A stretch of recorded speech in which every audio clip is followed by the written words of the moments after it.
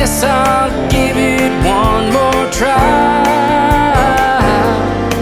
But I'm lost here in the traffic on these busy urban streets. All these concrete worlds so plastic, don't care about me. Wish I was howling on the wind, back out howling on the wind, running wild with all my friends, back out howling on the wind.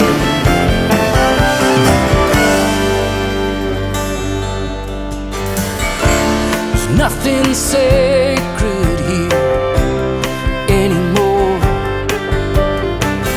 Nobody's looking for the truth.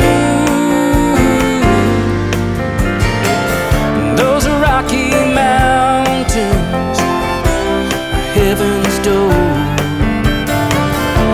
and an endless fountain of you. But I can't speak my religion on these busy urban streets with political correctness and its chains upon my feet. Wish I was howling on the wind, right back out howling on the wind, running wild with all my friends, right back howling on the wind.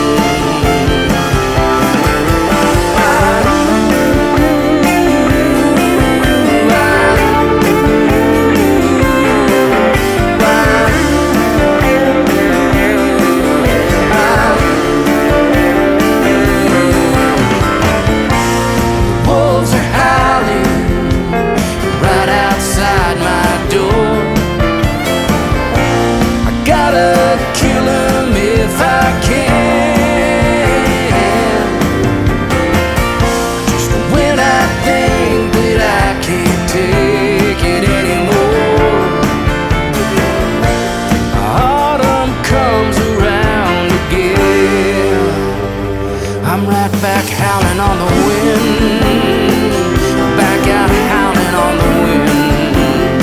I'm running wild with all my friends, right back out howling on the wind. Howling on the wind,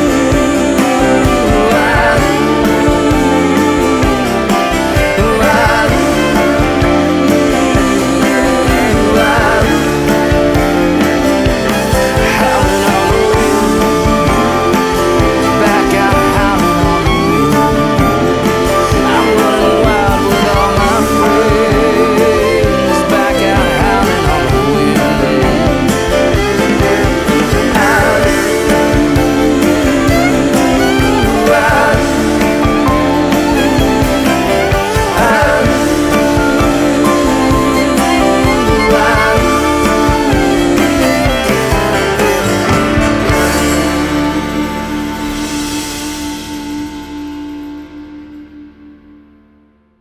So day 6 started pretty early. Cody sent Tori and Andrew back to the West Bridger to pick up remnants from the day before. Me and Cody and Dalton and Doug went to the Lonetree to start the first gather in the Lonetree.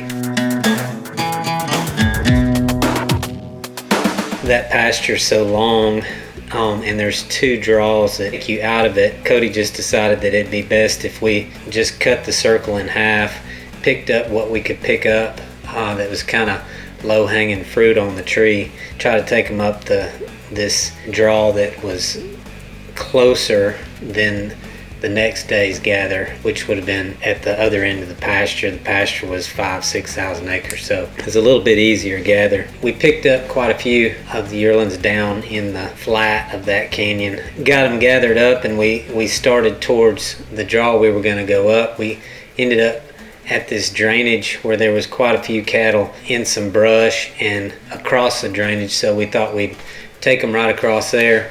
There was water in the bottom. The cattle had been in and out of there. I mean, eating, grazing, drinking, over and over. Of course, we go to take them across and they decide it's time to play and they don't want to do it. So they broke back on us.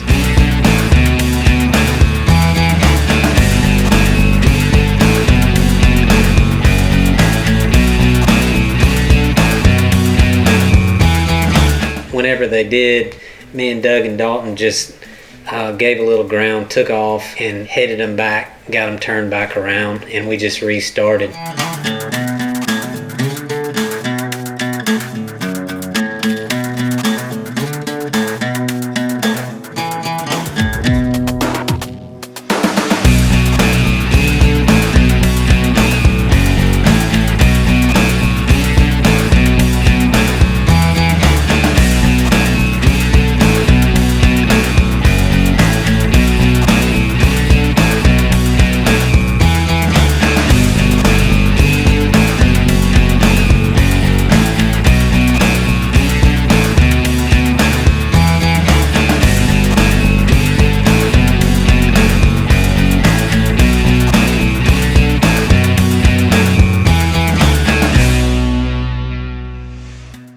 As we would get them to that drainage, they would go into it and kind of stall out. There was no real good leader that would just take them right on across, and so ended up letting them sort of drift back up towards the top of the head of woods, and they finally picked their way across there. And once we got them across, at that point there was two directions they could go.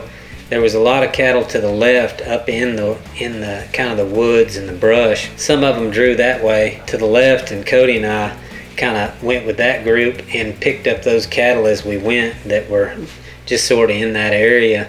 As we went up, Dalton and Doug's part of the herd that broke right ended up going around this really tall knoll or hill, and so Dalton and Doug went to the right, Cody and I went to the left. The goal was to meet at the top. Obviously the direction became up. Cody and I's side, the left side, it had quite a bit of brush on it, but the cattle handled pretty good. It was water rolling down through that side as well, but it was a pretty clean path or trail up through there. As we came around the back side of that big hill, it's an understatement to call it a hill. It was, I don't know what to call it, but it was a hill.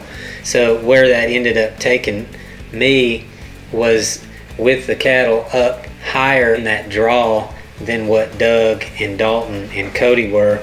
Cody kind of broke off from me because we had our set to the top, and we just sort of let them settle. I stayed with them so that they would just, if they did start to drift off, I could start pointing them in the direction that we wanted to go. But what we were trying to do was let Doug and Dalton catch up, so we were taking the whole bunch together. Doug and Dalton's side was pretty challenging. It's had a lot of washes and drainages on it. The cattle didn't flow really good on that side, so they were having quite a bit of trouble.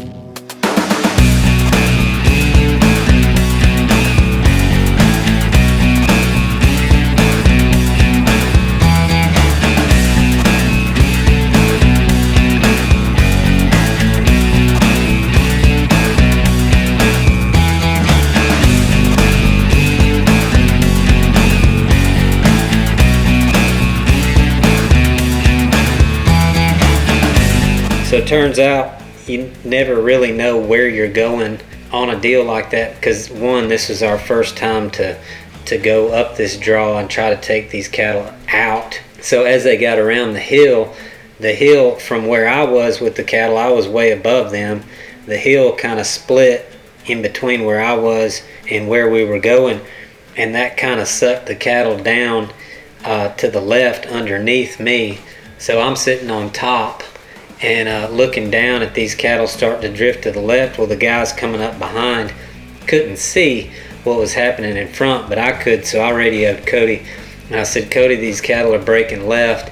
Looks like they're going to come right back and go back down. Cody says, I got him. Out of nowhere, he takes off across the side this hill, and he's side hilling, but at an all-out run to head him back up towards the way we were going. To say it was awesome to watch was an understatement, because I would not have guessed you could run that hard across something that steep, but he didn't even check up. He was just gone, and then turned those cattle right back up the draw we were going, and it worked out just fine.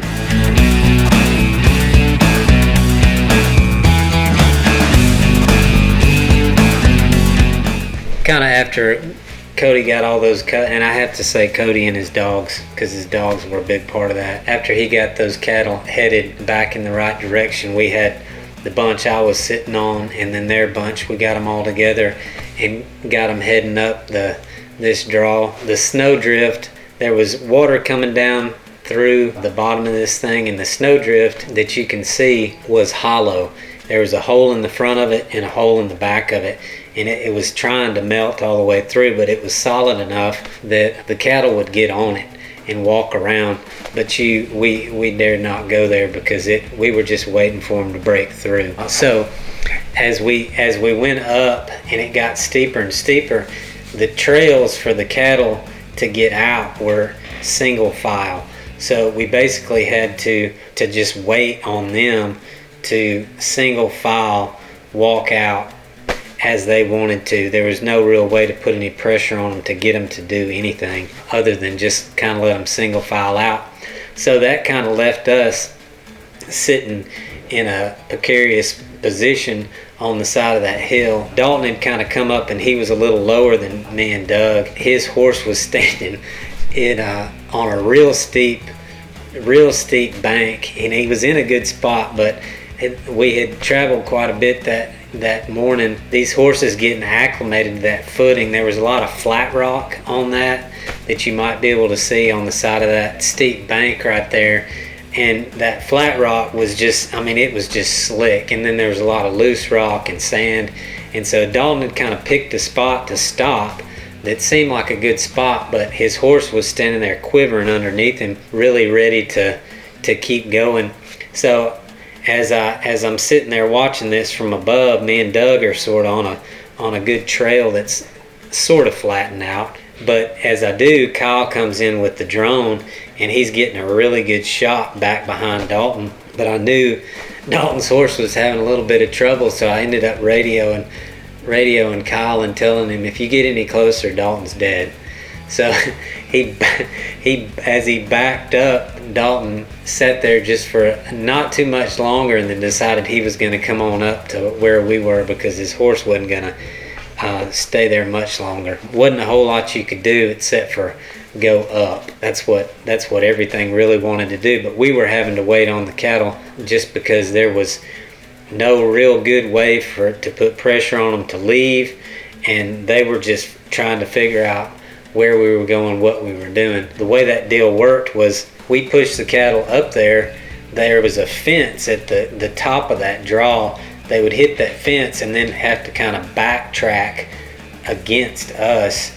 The trails kind of went back across the top of us, so they were actually going the wrong direction once they hit the top, but that was no big deal because there was so much room on top. So once everything kind of feathered out of there, we got them on top. We took off got back around the cattle and got them going in the right direction. There was a fence up there, and we sort of got them lined out, head that way.